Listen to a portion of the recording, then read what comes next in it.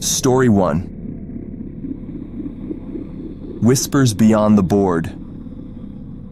My name is James, and I've always been skeptical about the supernatural. So when my friends dared me to participate in a Ouija board session at a deserted, rundown cabin deep in the woods, I agreed, thinking it would be nothing more than a spooky game.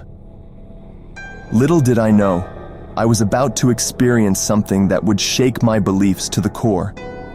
We gathered around a rickety wooden table, our fingers resting lightly on the planchette. The air grew colder, and the flickering candlelight cast eerie shadows across our faces.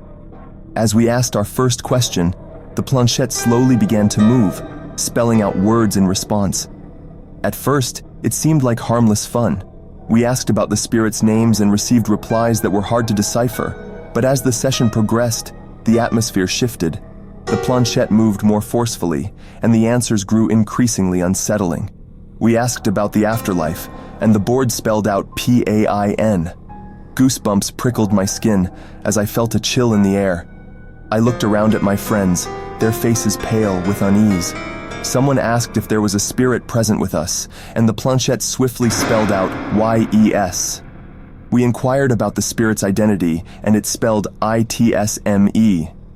Panic gnawed at my chest, and I wondered if one of my friends was moving the planchette to scare the rest of us. But then, it spelled out my full name, James Donovan. I felt a lump in my throat, unable to speak. The others exchanged worried glances, confirming they weren't behind this unsettling revelation. We continued the session, growing more terrified with each passing minute. The spirit claimed to be a lost soul seeking release, and it promised to grant us our deepest desires in exchange for its freedom. It spoke of our innermost secrets and fears, leaving us paralyzed with dread. As the night wore on, the candle's flame flickered wildly, casting eerie, dancing shadows. The planchette moved with increasing urgency, spelling out sinister warnings. It warned of an impending darkness, a malevolent force that would descend upon us. In a moment of terror, one of my friends abruptly removed their hand from the planchette. The sudden break in connection sent a shockwave through the room. The atmosphere grew suffocating, and an oppressive darkness pressed down upon us. That's when I heard the whispers, faint at first, but growing louder with each passing second. They came from all around us, a cacophony of disembodied voices murmuring words of agony and despair. I could feel their icy breath on my neck, and dread clawed at my heart. We tried to end the session, but the planchette refused to cooperate. It moved erratically, spelling out cryptic messages of doom and death. Panic erupted as the whispers grew more insistent, their voices rising to a fevered pitch. We fled the cabin, leaving the Ouija board behind, but the voices followed us, haunting our every step. We returned home, but the whispers never left us, a constant reminder of the malevolent force we had unleashed that night. To this day, I can hear the voices, their tormented cries echoing in the recesses of my mind, a chilling testament to the darkness that lurks beyond the Ouija board.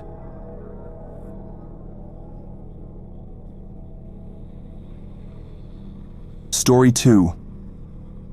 The Haunting of Oakwood Manor.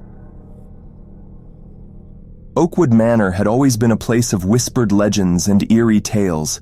Nestled at the edge of town, the abandoned mansion had a dark history, and I was about to uncover its chilling secrets. I'm Daniel, and my fascination with the supernatural had led me and my friends to the doorstep of Oakwood Manor on a moonless night. Armed with a Ouija board and a dimly flickering lantern, we ventured into the decaying mansion. The air inside was thick with the scent of decay, and the mansion groaned as if it were alive. Cobwebs hung from the chandeliers and portraits of long-forgotten residents staring down at us with empty eyes.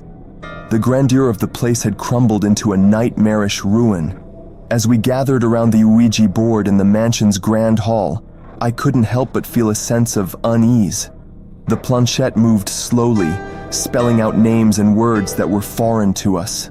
It seemed like an ordinary session, until it spelled out a name we couldn't ignore: Emily. None of us knew who Emily was, but the planchette insisted on speaking with her. It spelled out HHELPME over and over again, its movements growing more frantic with each repetition. We decided to delve deeper and asked Emily about her fate. The planchette spelled out a chilling tale of a forbidden love and a tragic end. Emily had fallen in love with a servant in the manor, a love that was forbidden by her family. When they discovered her secret, they locked her in the attic, and she died in isolation. As the Ouija board session continued, the atmosphere grew colder, and a shadowy presence descended upon us. The lantern's flame flickered wildly, casting eerie shadows that danced on the walls. Emily's messages became more desperate, and we could feel her anguish. Then, the planchette spelled out a horrifying message. SHECOMES. We exchanged uneasy glances, but before we could react, a piercing scream echoed through the mansion. It was a scream of anguish and torment, a sound that sent shivers down our spines. We followed the sound, our lantern casting an eerie glow in the dimly lit hallways. It led us to the attic, a place of darkness and despair. As we climbed the creaking stairs, the air grew colder, and the whispers of Emily's presence surrounded us. When we reached the attic, we found it empty, except for a dusty old mirror. In its reflection, we saw her, a young woman with hollow eyes and a torn wedding dress. It was Emily's spirit, trapped in the mirror, her tormented gaze fixed upon us. With a mournful whisper, she reached out to us, her spectral hand passing through the glass. The lantern's flame flickered one final time before extinguishing, plunging us into darkness. Panic seized us as we fumbled for the lantern and the Ouija board, but when we looked back at the mirror, Emily was gone. In her place, a sinister, malevolent presence loomed, a shadowy figure with eyes that gleamed with malice. We fled Oakwood Manor, leaving the Ouija board and the lantern behind. The mansion had become a prison for Emily's spirit, and we had unwittingly unleashed a darkness beyond imagination. To this day, I can hear her mournful whispers in the dead of night, a haunting reminder of the horrors we encountered in the haunted Oakwood Manor.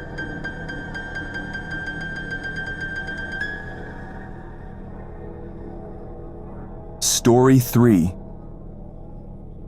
The Curse of the Oak Grove Cemetery. Oak Grove Cemetery was always a place of reverence and solemnity, but I had heard whispers of a dark secret that lay beneath its hallowed grounds. The stories spoke of a cursed burial site, a place where restless spirits roamed, and I was determined to uncover the truth. I'm Benjamin, and my curiosity led me and a group of friends to Oak Grove Cemetery one chilling autumn evening. Armed with a Ouija board and a sense of trepidation, we ventured into the sprawling cemetery as the sun dipped below the horizon. The graves stood like silent sentinels, their weathered stones bearing witness to centuries of sorrow. We chose a quiet corner of the cemetery and arranged the Ouija board on a flat tombstone. The air was thick with an unsettling stillness, and the wind carried an eerie whisper. As we placed our hands on the planchette, we asked the spirits to communicate with us. At first, there was only silence, and I wondered if the stories were nothing more than legends. But then, the planchette began to move, spelling out words that sent a shiver down my spine. The spirit identified itself as Sarah, a name that held no significance to any of us. We asked about the nature of the curse that plagued Oak Grove Cemetery, and Sarah's response was chilling. She spoke of a vengeful entity that had been wronged in life, a spirit that sought retribution against the living. The planchette spelled out the name Elijah, and a sense of dread settled over us. None of us knew an Elijah, but the spirit's anger was palpable. It claimed that Elijah had betrayed and murdered it, and it now sought vengeance from beyond the grave. As the Ouija board session continued, the atmosphere grew increasingly tense. The wind howled through the trees, and the tombstones seemed to cast long, ominous shadows. We could feel Sarah's anger intensifying, and she spelled out dire warnings. Then it happened. The ground beneath us trembled, and the tombstones began to shake. Panic set in as the earth opened up, revealing a dark, gaping chasm. From the depths of the pit, a ghostly figure emerged, a spectral, wraith-like entity with hollow eyes and a malevolent presence. It was Elijah's spirit, and he had come to claim his revenge.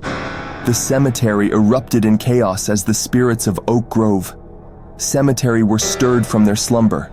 They swirled around us, their mournful wails filling the night. We fled the cemetery in terror, leaving the Ouija board behind as the ground continued to tremble. Oak Grove Cemetery had become a battleground for vengeful spirits, and we had unleashed a darkness beyond our understanding. To this day, I can hear their tormented cries in the stillness of the night, a haunting reminder of the curse that lingers over Oak Grove Cemetery and the horrors that we unwittingly awakened.